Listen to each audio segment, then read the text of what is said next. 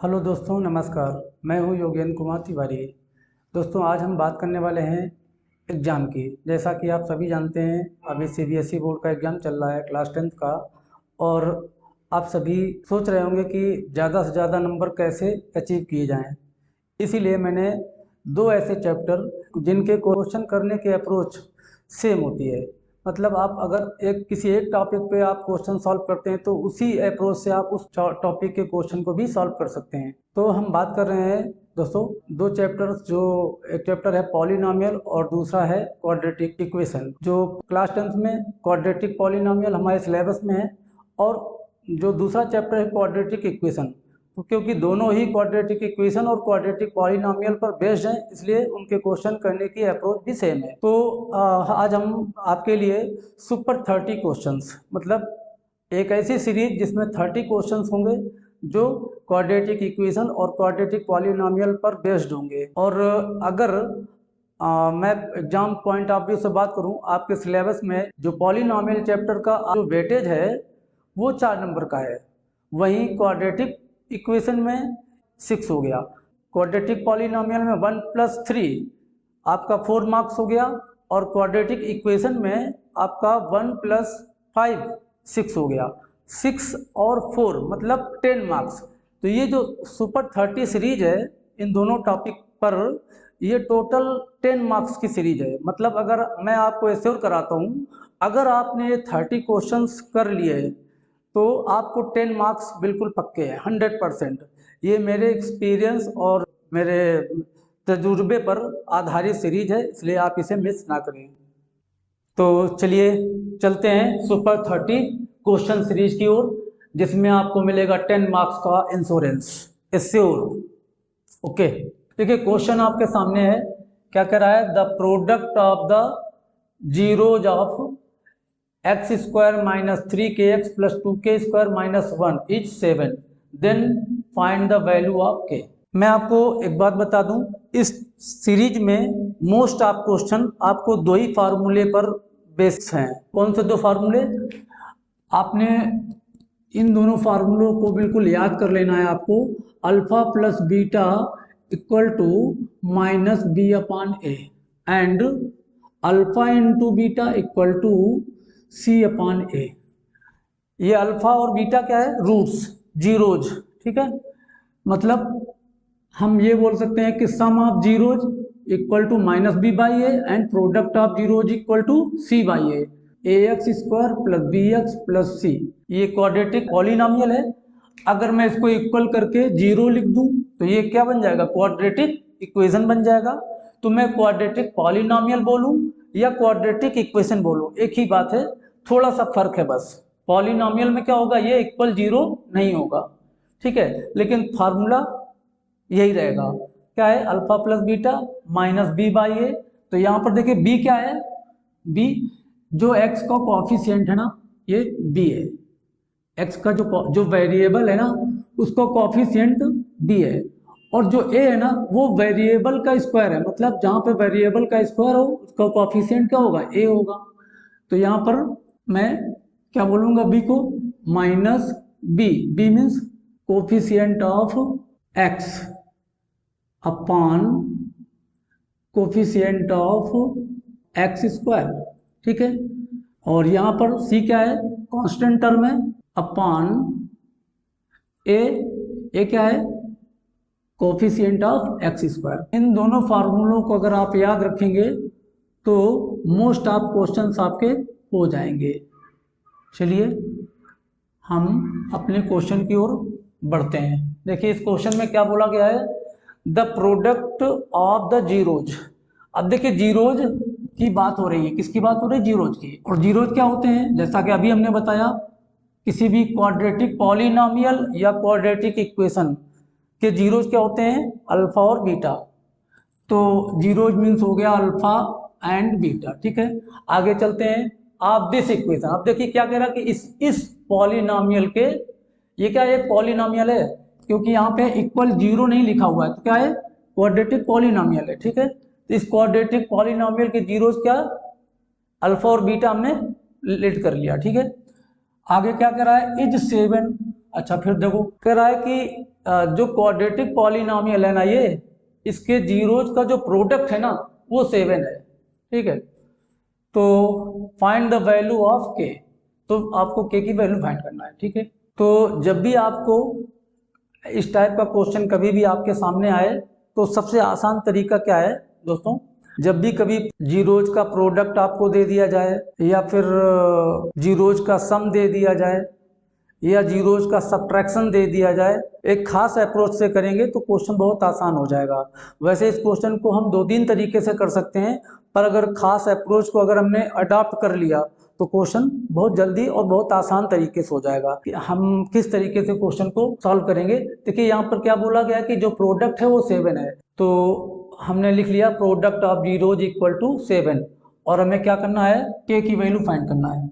हमने फार्मूला क्या पढ़ा हुआ है, product of zeros equal to C upon A, यही फार्मूला पढ़ा है। Product of zeros means alpha into beta, है ना।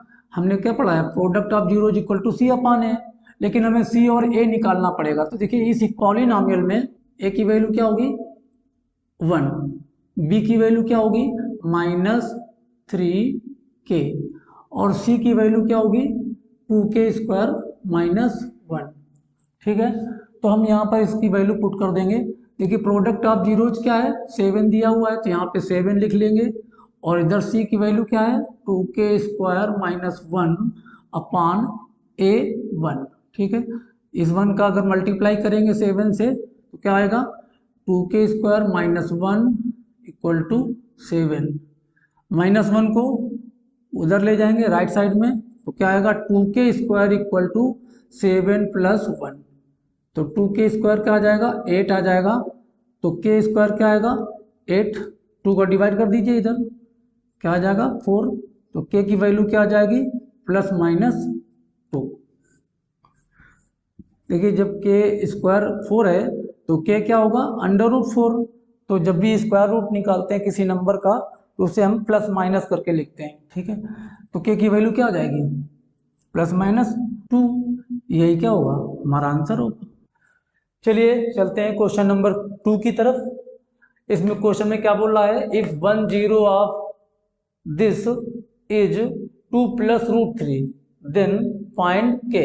मतलब क्या बोल रहा है कि ये एक जो है ये क्या है क्वाड्रेटिक पॉलिनॉमियल है जिसका एक जीरो क्या है 2 + √3 है, और हमें क्या फाइंड करना है के की वैल्यू। देखिए यहाँ पर कोई नंबर होता है ना, जब भी कोई पॉलिनॉमियल दिया होता है तो जो लास्ट है ना कांस्टेंट प्लेस पे, यहाँ पे नंबर नहीं है, यहाँ पर कोई वैल्यू दी हुई है के फॉर्म में, तो हमें क्या फाइंड करना है कि के की वैल्यू क्या होगी। ठीक है, तो दोस्तों कभी भी जब भी कभी इस तरह का क्वेश्चन आए जिसमें कभी इस तरह से बात करें कि एक रूट इस तरह से आपसे बोलता है कि एक रूट a + √b है इस टाइप से, या फिर ऐसा बोल दे कि एक रूट a - √b है, कभी भी रूट या जीरोज या रूट एक ही बात होती है, जीरोज या फिर रूट शब्द, ये दोनों वर्ड एक का मीनिंग एक ही है। ठीक है, जीरोज बोले या रूट बोले दोनों शब्द का मीनिंग एक ही है। तो कभी इस तरह से बोलता है कि एक जीरोज क्या है a + √b है, जैसे यहाँ पे देखिए क्या लिखा है 2 + √3, तो ये क्या है इस फॉर्म में जीरोज है ना, a + √b के फॉर्म में है ना ये। और या फिर कभी ऐसा बोल देता है कि एक जीरोज क्या है 2 - √3 ऐसा कुछ बोल देता है। तो जब भी कभी इस फॉर्म में जीरोज की बात करें इस फॉर्म में या इस फॉर्म में, तो आप क्या करो कि जैसे यहाँ पर क्वेश्चन में उसने बोला है कि एक जीरोज क्या है 2 + √3 है, तो अगर जीरोज इस फॉर्म में है तो आप दूसरा जीरोज क्या हो जाएगा ये हो जाएगा, है ना, समझ गए। जब भी कभी किसी क्वाड्रेटिक इक्वेशन में या पॉलिनॉमियल में जीरोज की बात करता है और एक जीरोज उसने दे दिया है, क्या दे दिया है 2 + √3, तो दूसरा जीरोज तुरंत आपके दिमाग में आ जाना चाहिए कि 2 - √3 होगा। मतलब जब भी कभी एक जीरो आपको a + √b के फॉर्म में दे तो आप दूसरा जीरोज क्या लेट करेंगे a - √b। ठीक है, तो यहाँ पर हम क्या लेट करेंगे 1 0 क्या है 2+√3 है, ठीक है ना।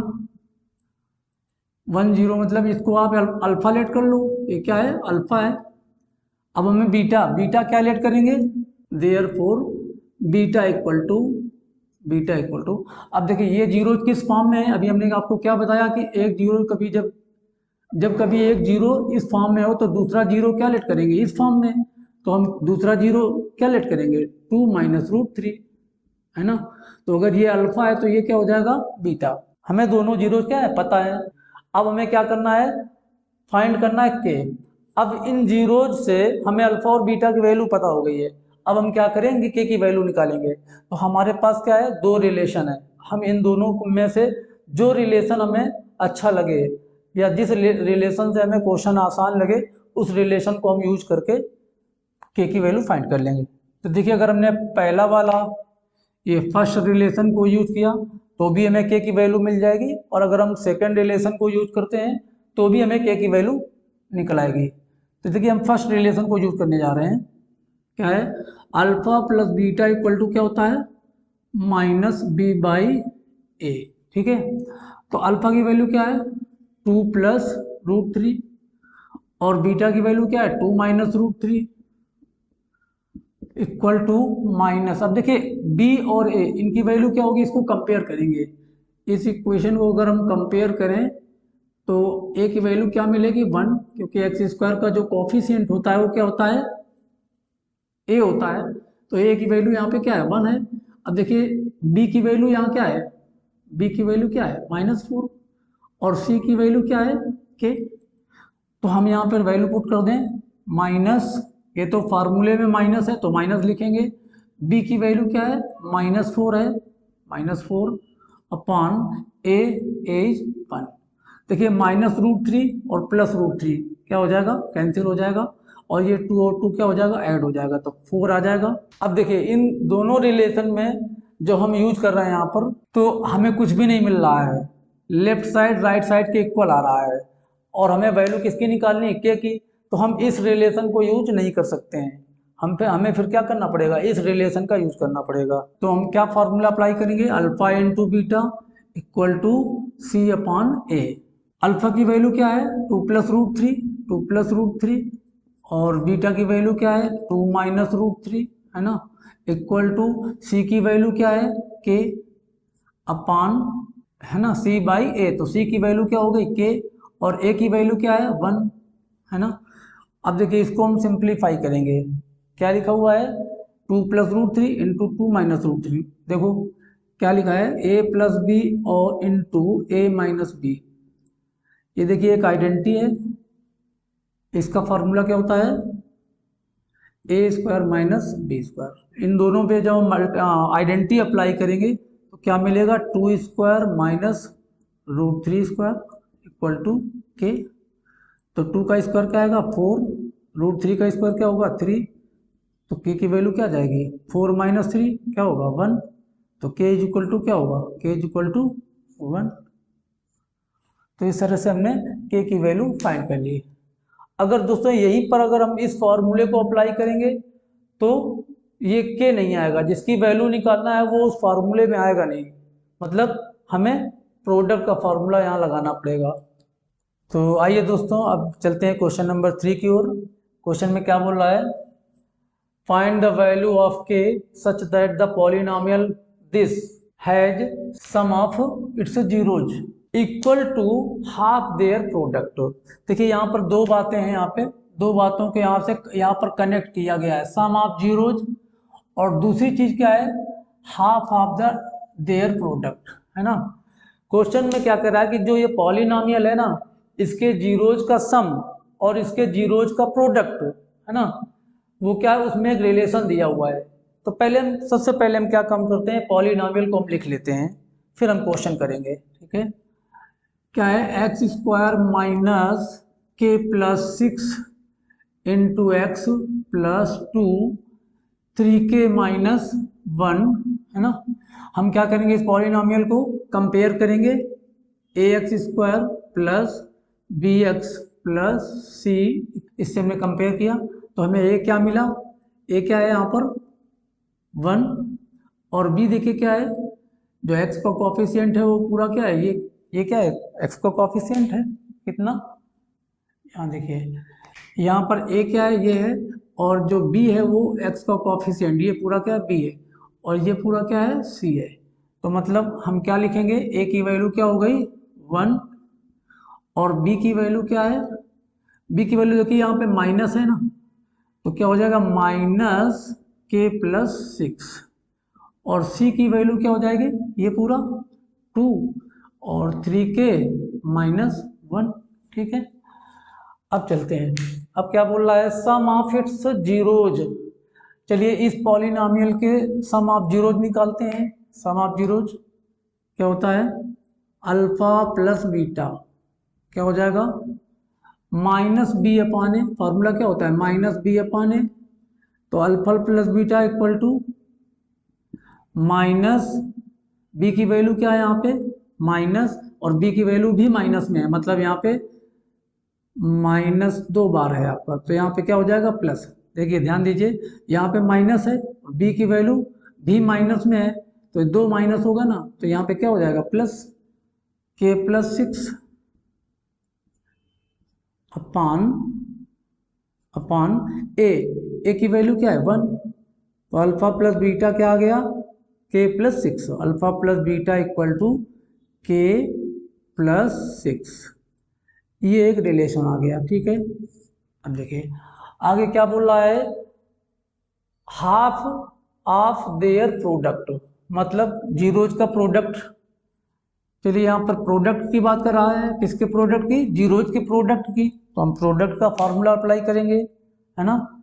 प्रोडक्ट क्या होता है, अल्फा इंटू बीटा, फॉर्मूला लगाएंगे अल्फा इंटू बीटा का, तो क्या होता है c/a, है ना, ये फार्मूला है।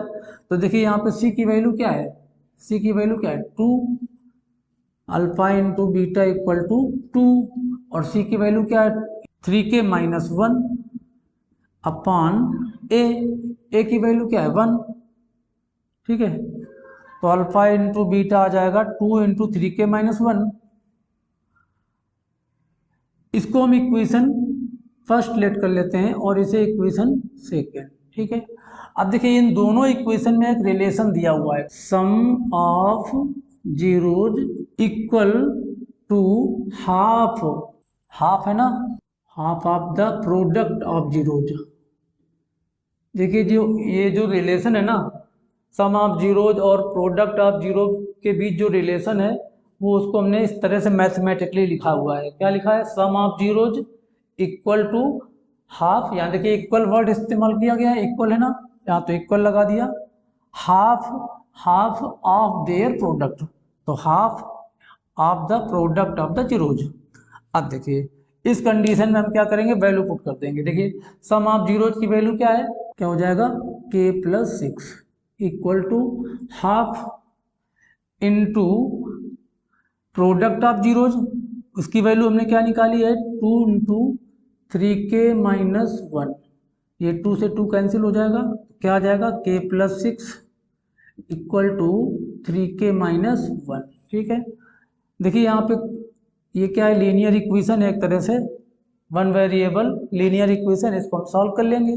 यहाँ पे 3k है और यहाँ पे क्या है k, 3k को k के साथ में मैनेज कर लो, इस k को उधर ले जाओ, या फिर 3k को इधर लाओ, क्या हो जाएगा k-3k, और देखिए ये कांस्टेंट है, अगर हम 3k को इधर लाए हैं तो हम 6 को क्या है उधर ले जाएंगे, तो क्या हो जाएगा -1, और ये 6 उधर जाएगा तो -6 हो जाएगा।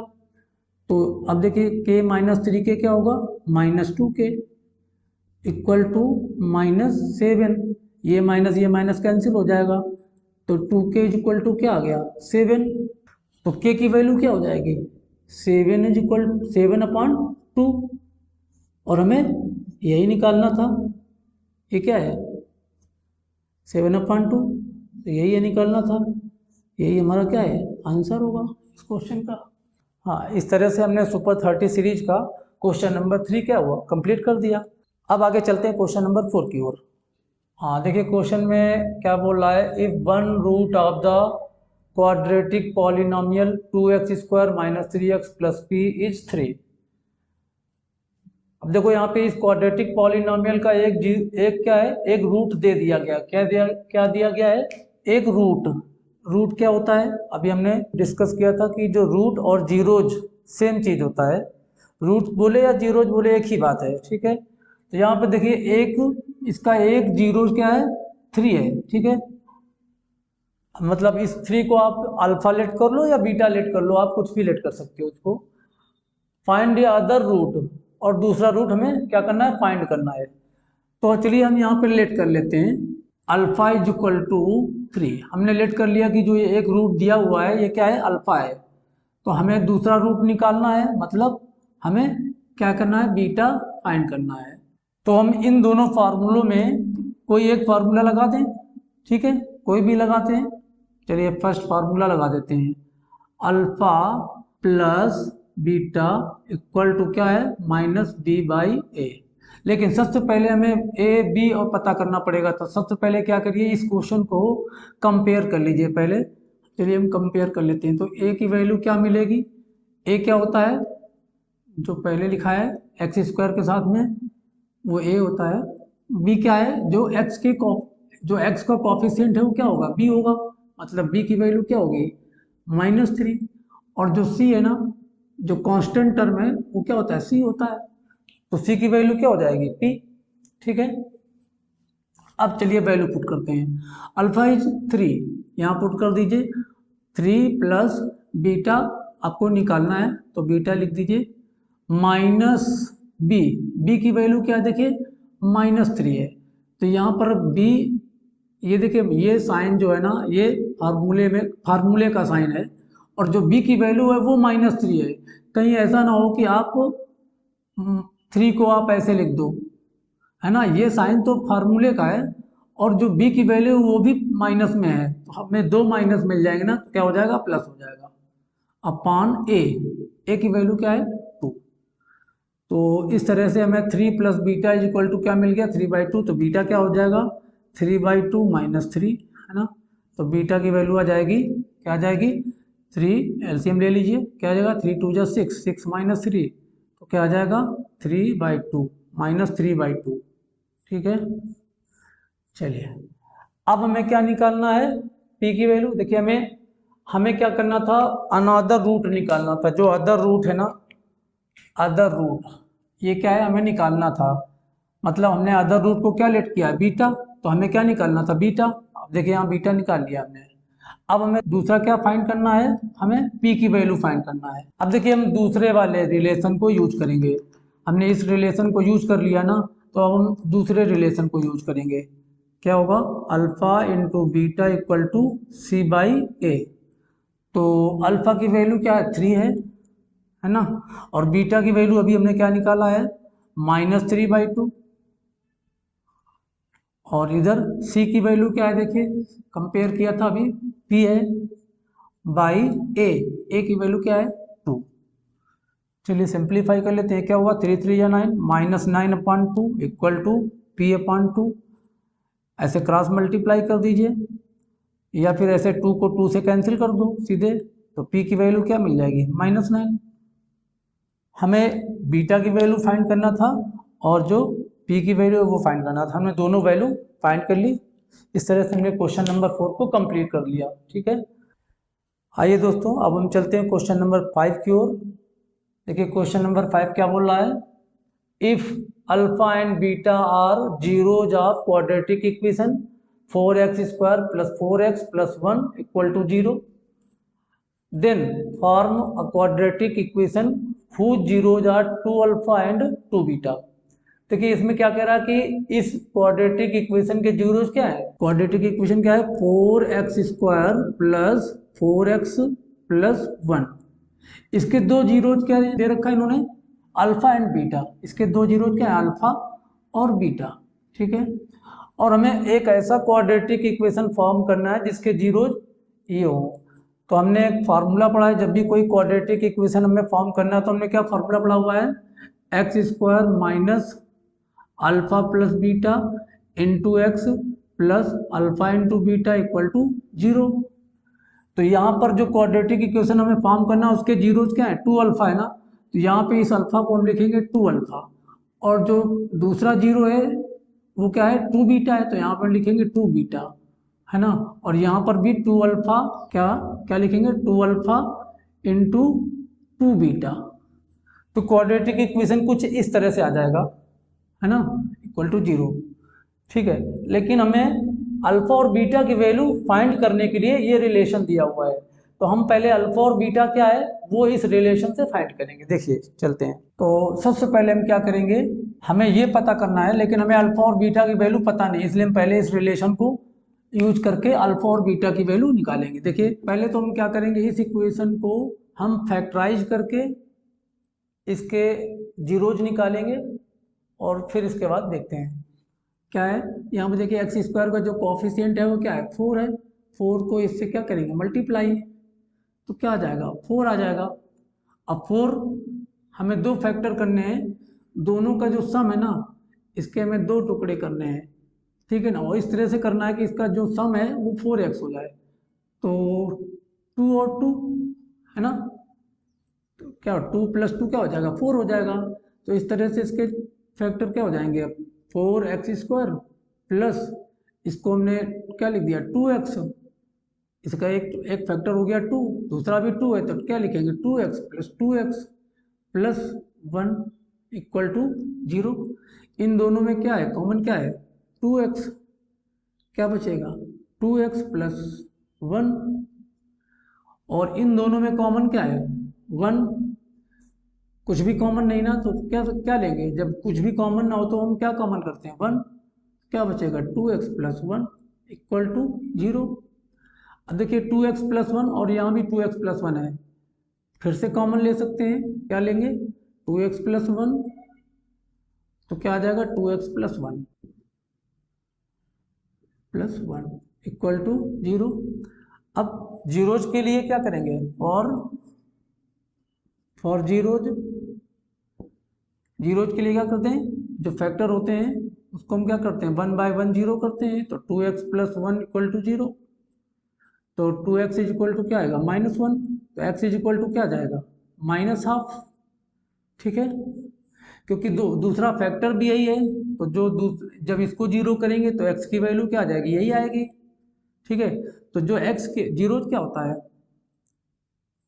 जीरोज क्या होता है, जो एक्स की वैल्यू होती है वही जीरोज होता है। तो यहाँ पे जो पहली वैल्यू है एक्स की, इसको हम अल्फा लेट कर लेंगे, तो एक जीरो हो गया माइनस हाफ, और दूसरा जीरो क्या है, वो भी माइनस हाफ हो जाएगा, मतलब बीटा की वैल्यू भी क्या हो जाएगी, माइनस हाफ। ठीक है, अब हमें देखिए एक ऐसा इक्वेशन बनाना है जिसके जीरोज क्या है, टू अल्फा और टू बीटा है, तो मतलब जो जो इक्वेशन हमें बनाना है उसके जीरोज क्या है, टू अल्फा। तो हम यहाँ पे चलिए हम फार्मूला अप्लाई करते हैं, क्वाड्रेटिक इक्वेशन फार्मूला क्या होता है, X square minus two alpha plus two beta into X plus two alpha into two beta equal to zero. जो मेन फार्मूला है हमारा, वो मेन फार्मूला क्या है, देखिए एक बार फिर से समझ लीजिए क्या होता है formula, X square minus alpha plus beta, मतलब sum of zeros into X plus product of zero means alpha into beta equal to zero. ये क्या है, ये फार्मूला है हमारा मैन।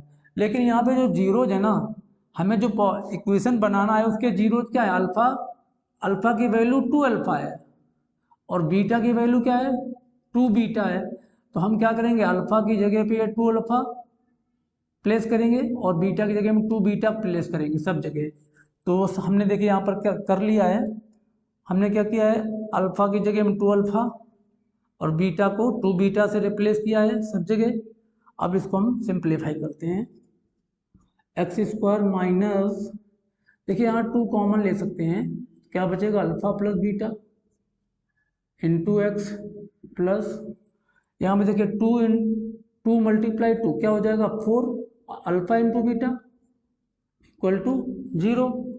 अल्फा और बीटा की वैल्यू हमने अलग अलग निकाली हुई है, हम यहाँ पे पुट कर देंगे, क्या आ जाएगा, X square minus two, alpha की वैल्यू क्या है, माइनस हाफ, माइनस हाफ, और बीटा की वैल्यू भी माइनस हाफ है, into X plus four into minus half into minus half equal to zero. चलिए इसको सिंप्लीफाई कर लेते हैं। क्या हो जाएगा, X square minus 2 minus half और माइनस हाफ, देखिए माइनस हाफ और माइनस हाफ, इन दोनों को ऐड करना है तो दोनों का एलसीएम तो सेम ही होगा, दोनों में 2 है, तो माइनस वन क्या हो जाएगा, -2 हो जाएगा, और नीचे क्या आएगा 2, तो 2 कैंसिल हो जाएगा, तो क्या आएगा -1। ठीक है, तो यहाँ पे इसको जब हमने ऐड किया तो क्या मिल गया हमें, -1, और इंटू एक्स तो क्या हो जाएगा, -x हो जाएगा। भाई -1 इंटू एक्स क्या हो जाएगा, -x, तो हमने क्या लिखा, -x। आगे क्या लिखा है, प्लस, ये देखिए 2 जा 4, और ये 4 से ये 4 कैंसिल, और यहाँ ऊपर क्या है, -1 इंटू -1।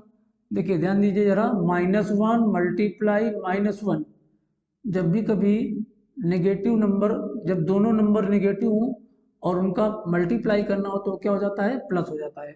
1 इंटू 1 क्या हो जाएगा 1, और माइनस माइनस का मल्टीप्लिकेशन क्या होगा, प्लस, तो क्या हो जाएगा 1 इक्वल टू 0। एक और थोड़ा सॉल्व कर लेते हैं, क्या आएगा, एक्स स्क्वायर माइनस, ये देखिए माइनस और ये पहले माइनस है, ये माइनस और ये माइनस को जब मल्टीप्लाई करेंगे तो क्या हो जाएगा, +2x, और ये क्या आएगा +1 इक्वल टू 0। तो इस तरह से हमने जो क्वाड्रेटिक पॉलिनॉमियल क्वाड्रेटिक इक्वेशन निकालना था, जिसके 0, 2 अल्फा और 2 बीटा है, वो हमने यहाँ पे निकाल लिया है। तो दोस्तों हमने क्वेश्चन नंबर 5 कंप्लीट कर दिया है। दोस्तों हमने इस सुपर 30 सीरीज के 5 क्वेश्चन को कंप्लीट कर दिया है। अगर आपको अच्छा लगता है तो आप हमारे वीडियो को लाइक कीजिए, सब्सक्राइब कीजिए और अपने दोस्तों को शेयर कीजिए। इससे हमें एक मोटिवेशन मिलता है और हम इसी तरह से आपके लिए अच्छे अच्छे क्वेश्चन लेकर के आते रहेंगे।